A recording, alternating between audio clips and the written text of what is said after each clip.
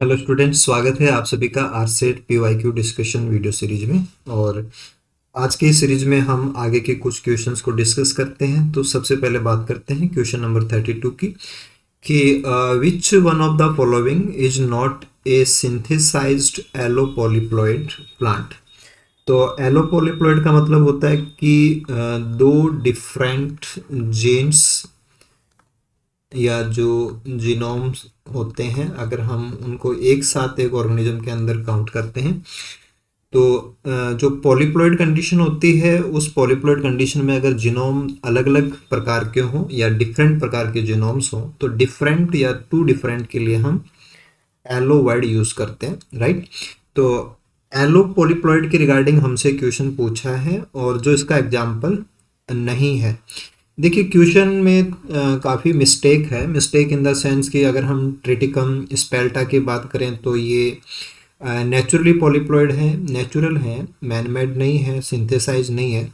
Gossypium ये भी natural plant है, ये भी मैनमेड नहीं है। स्पैटिना जो कि ग्रास होती है पोएसी की, ये भी नेचुरल है, सिंथेसाइज कोई भी नहीं है। साइनोडोन डेक्टाइलोन जो कि दूब घास को हम कहते हैं, ये एलोपोलिप्लॉइड नहीं है, ये एक्चुअल में ट्रिप्लॉइड प्लांट है, तो ऑटो ट्रिप्लॉइड कैटेगरी में आता है।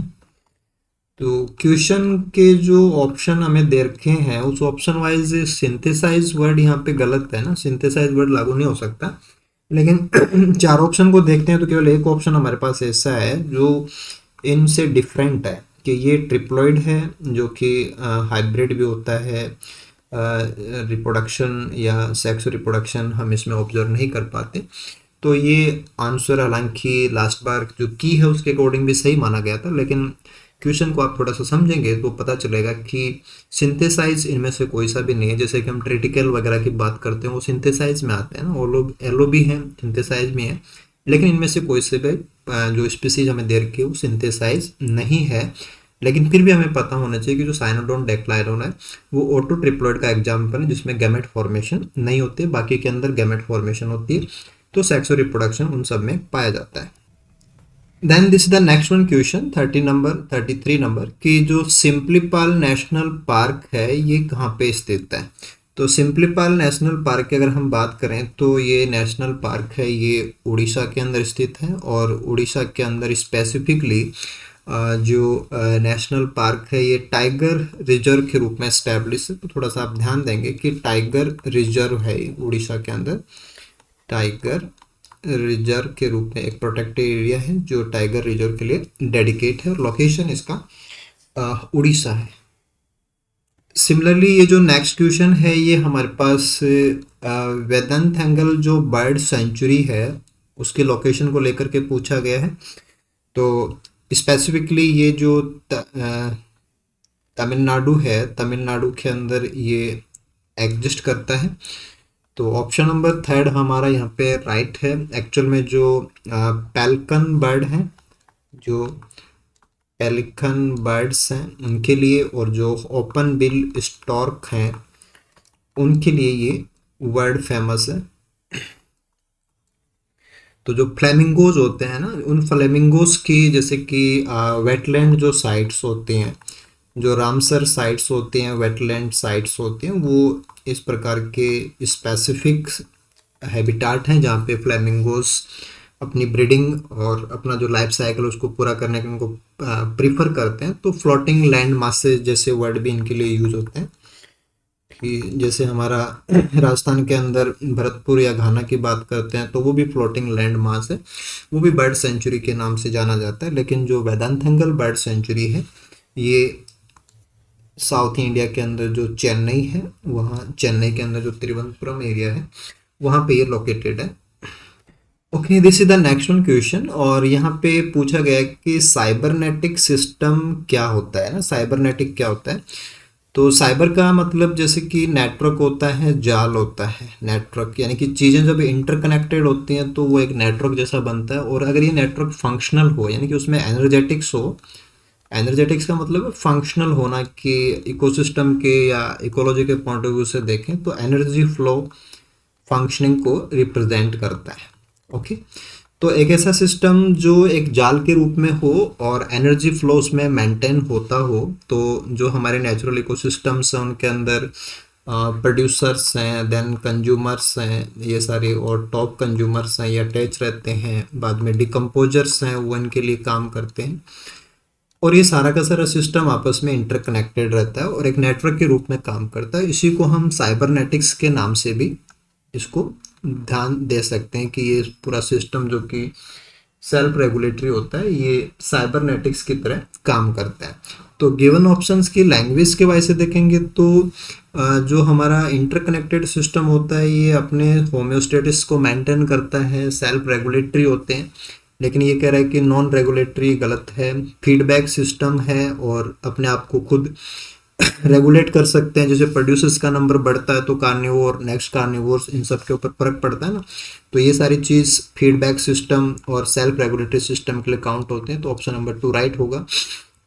Depending on outside factors to make self regulated, तो आउटसाइड के जो इफेक्ट हैं उनके लिए ये वर्ड नहीं होता है। आपस के जो इंटरकनेक्शंस होते हैं या सिस्टम के जो कंपोनेंट्स हैं उनके बीच में जो नेटवर्किंग होती है उसका नाम होता है। तो आउटसाइड यहाँ पे गलत है। और सेल्फ डिस्ट्रॉइंग मैकेनिज्म और वो भी एनवायरनमेंट का, ऐसा कुछ भी यहाँ पे ऑप्शन नहीं हो सकता, ऐसा कोई इस चीज़ के लिए एप्लीकेबल ही नहीं है। तो ऑप्शन नंबर 2 यहाँ पे राइट रहेगा। This is the next one question, और यहाँ पे पूछा गया है कि पोटेंशियल नेटेलिटी का मतलब क्या होता है। यानी कि पोटेंशियल नेटेलिटी, नेटेलिटी हम बर्थ रेट को बोलते हैं कि यूनिट टाइम के अंदर जो नंबर ऑफ ऑफस्प्रिंग प्रोड्यूस किया जाता है, जैसे बर्थ की जो रेट होती है उसको अपन नेटेलिटी से रिप्रेजेंट करते हैं और इसको हम स्मॉल लेटर बी से डिनोट करते हैं। तो refers to the greatest number of organism, कि मैक्सिमम कितने ऑर्गेनिज्म प्रोड्यूस किए जाते हैं, that can be produce by a parent organism over a unit, है ना। तो कोई भी पेरेंट हो और वो पेरेंट मैक्सिमम या ग्रेटेस्ट कितने नंबर ऑफ स्प्रिंग के बना पाता है उसको हम पोटेंशियल नेटेलिटी कहते हैं। लेकिन ये नंबर किस इकाई के अंदर होता है या किसके रिफरेंस में होता है, तो रेट की बात है तो this is the matter of time, कि इकाई समय के अंदर या जो ब्रीडिंग सीजन का जो पोटेंशियल टाइम होता है उस टाइम के अंदर यूनिट टाइम वाइज जो नंबर ऑफ ऑफस्प्रिंग कोई पेरेंट या कोई प्रोजेनी प्रोड्यूस कर पा रहे हैं तो वो हम पोटेंशियल नेटेलिटी के नाम से जानते हैं। तो एरिया का कनेक्शन नहीं है, पीरियड ऑफ टाइम के लिए ये कंसर्न है, पीरियड ऑफ लाइफ का कोई मतलब नहीं है एंड पीरियड ऑफ सर्वाइवल का यहाँ पे कोई मतलब नहीं है, क्योंकि रेट होती है और रेट का मीनिंग है वो टाइम के रिफरेंस में होता है। तो option number 2 will be right here. Okay, this is the next one question number 37, और यहाँ पे पूछा जा रहा है कि जो टर्म्स हैं अल्फा और ओमेगा टैक्सोनॉमी के, तो अल्फा और ओमेगा टैक्सोनॉमी जो शब्द हैं वो सबसे पहले किसके द्वारा यूज़ किए गए, तो ये इनका जो यूटिलाइजेशन है कि सबसे पहले टैक्सोनॉमी के फील्ड के अंदर अल्फा ओमेगा टैक्सोनॉमी ऐसे जो वर्ड हैं वो ब्रिटिश टैक्सोनॉमिस्ट जो रहे हुए हैं, ब्रिटिश टैक्सोनॉमिस्ट, और इनका नाम है दिस इज टोरिल, और ये वर्ड सबसे पहले टोरिल के द्वारा यूज़ किए गए थे। और स्पेसिफिकली टैक्सोनॉमी के पॉइंट ऑफ व्यू से बात करें तो हम इसको alpha टैक्सो, beta taxonomy, gamma taxonomy इनमें डिवाइड कर सकते हैं। और ये टैक्सोनॉमी के कुछ क्राइटेरियाज हैं जिनको भी आप यहाँ से फॉलो कर सकते हो। और टोरिल के रेफरेंस में आप एक चीज़ और ध्यान में रखेंगे कि जो मैथमेटिकल क्लासिफिकेशन होता है, मैथमेटिकल क्लासिफिकेशन ऑफ लीव्स, पौधे की पत्तियों का जो मैथमेटिकल क्लासिफिकेशन है वो भी टोरिल के द्वारा दिया गया था ऑफ लीव्स। तो कुछ क्वेश्चंस इस प्रकार के हों तो वहाँ पे भी आप इन चीज़ों को ध्यान दे सकते हैं। तो ब्रिटिश एरिया के अंदर जो प्लांट्स हैं उनकी स्पेशल लीव्स की जो मैथमेटिकल क्लासिफिकेशन का वर्क है वो भी टोरिल का ही रहा हुआ है। तो ये थे आज के हमारे कुछ क्वेश्चंस जिन पे हमने इन ऑप्शंस के बारे में डिस्कस किया। कहीं पे कुछ इश्यूज थे उनको कोशिश की गई थी कि आप उनको क्लियर कर पाए होंगे, और नो डाउट ये वीडियो आप लोगों के लिए ज़रूर हेल्पफुल होगा और आने वाले एग्ज़ाम के अंदर इन चीज़ों से आपको ज़रूर फ़ायदा होगा। तो कीप इन टच और रेगुलर अपडेट्स के साथ आप निश्चित इन वीडियोस का पूरा फ़ायदा उठाइए। वीडियोस को लाइक कीजिए, ज़्यादा से ज़्यादा स्टूडेंट्स आपके फ्रेंड सर्किल में हैं उनके साथ आप शेयर कीजिए, चैनल को भी आप सब्सक्राइब कीजिए और इस जो हमारा PYQ सीरीज है उस सीरीज का पूरा फ़ायदा अपनी एग्ज़ाम के लिए उठाइए। Good luck. Thank you for watching this video.